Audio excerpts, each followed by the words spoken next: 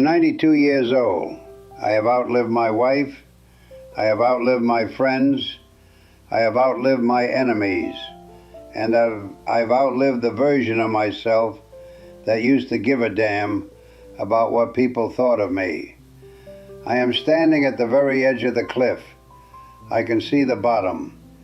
And before I go over, I need to turn around and tell you what I see. Because you are living a lie. You are walking around with this arrogant, comfortable delusion that you have time. You treat your days like they are cheap, like you have an infinite supply of them in the bank. So I'm here to tell you that you are broke. We are all going to die, actually, but you don't know it. You don't feel the cold steel of it against your neck. If you did, you wouldn't be living the way you are. So, let me tell you about a man named Jack. It was 1968. Jack was my best friend. He was smarter than me, better looking than me, and richer than me. We were having a drink one night, celebrating a massive deal he just closed.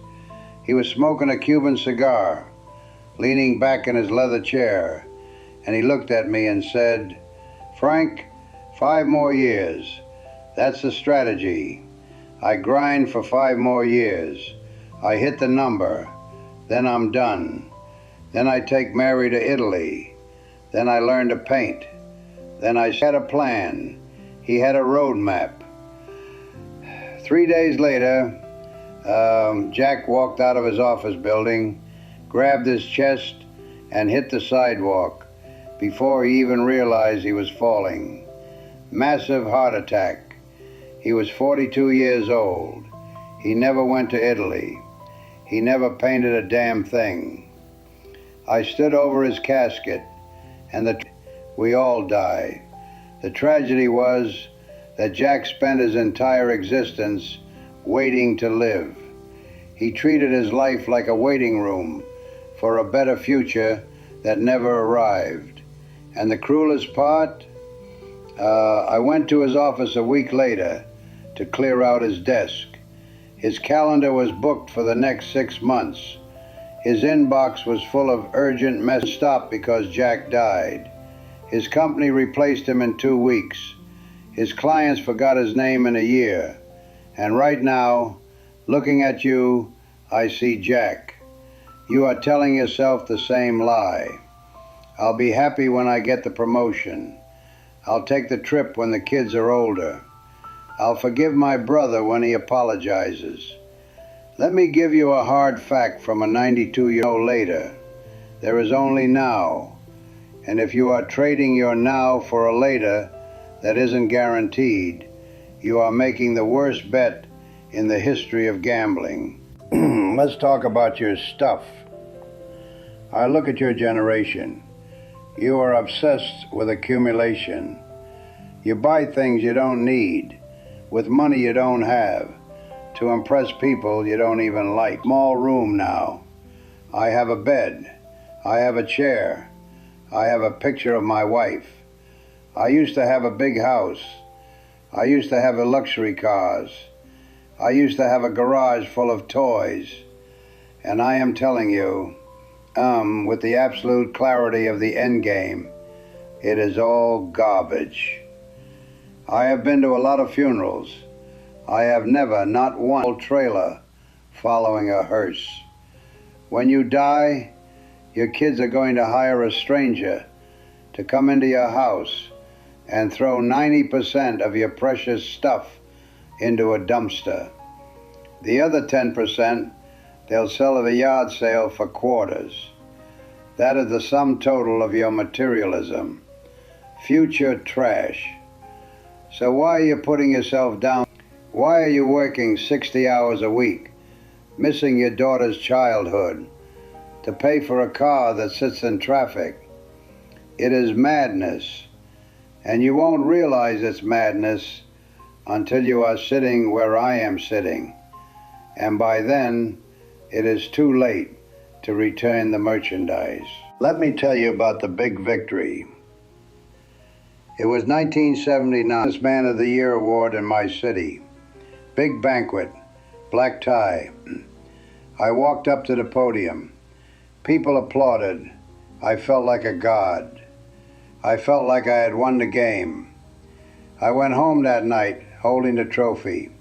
My house was dark. My wife Eleanor was asleep. My kids were asleep. I sat at my kitchen table, alone, staring at this piece of glass, and I realized the applause had stopped. The people at that dinner didn't care about me. They cared about what I could do for them.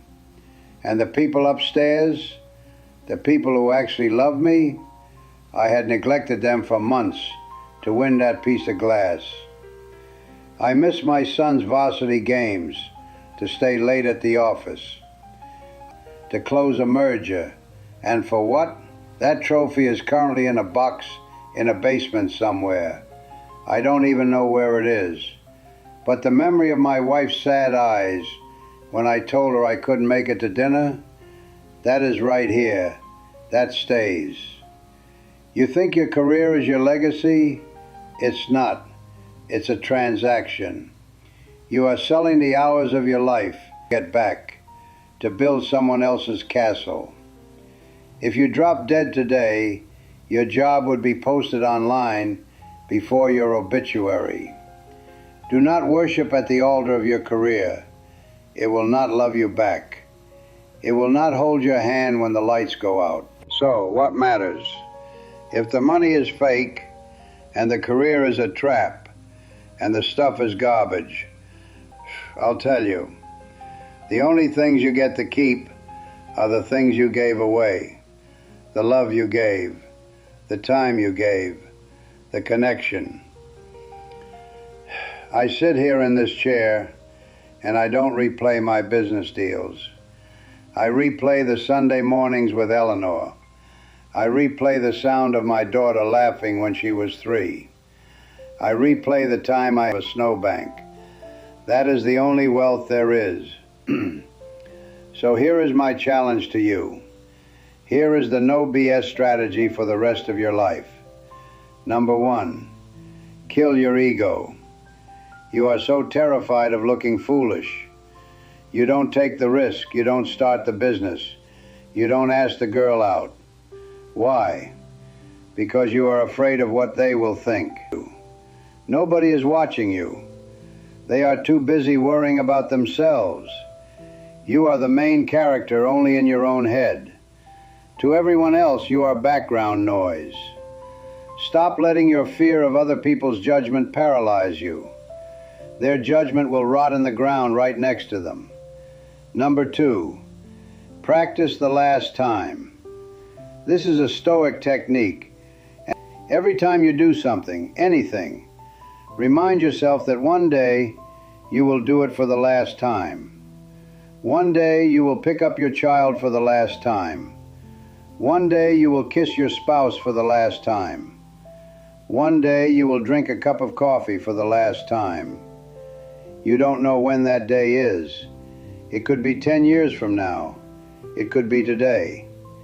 If you live with it, take a moment for granted again. You will taste the coffee. You will hold the hug a little longer. Number 3, wake up. I'm 92. My back hurts. My eyes are dim. But you have the golden ticket. You have your health. You have your youth. And you are spending it scrolling through a phone. You are numbing your... Go outside. Feel the wind. Look at the sky. Call your mother. Forgive your enemy. Not for them, but because you don't have time to carry the luggage of hate anymore. We are all going to die. It is the only guarantee we have. But most people never actually live. They just exist. They stay safe, and then they expire. Don't be like Jack. Don't wait for the 5-year plan. Eat the good food. Buy the plane ticket. Say, I love you first. because the clock is ticking. Can you hear it? That is the sound of your life running out. Don't let it run out empty. I'm tired now. Go live.